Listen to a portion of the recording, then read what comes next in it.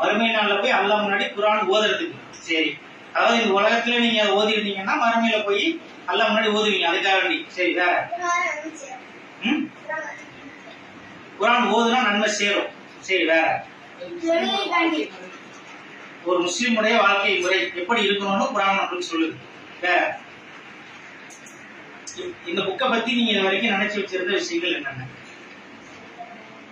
வேற எதுக்கெல்லாம் அந்த புக் யூஸ் ஆகும்? குர்ஆன் வேற எதுக்கெல்லாம் யூஸ் ஆகும்? ஓதுறதுக்கு, தொலை வைக்கிறதுக்கு. சரி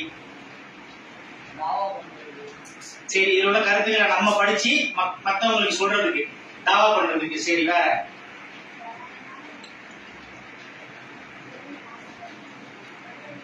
அவ்வளவுதான். சரி, ஓகே. இப்ப இதை அப்படி காமிச்சேன்.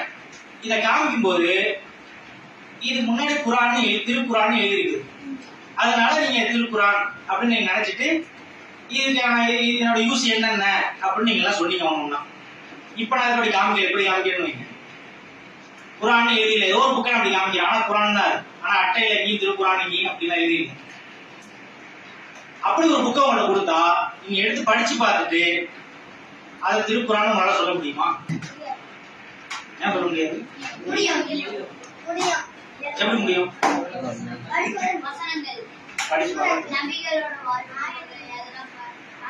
பார்த்து படிக்கும் போது நம்மளுக்கு தெரியும்.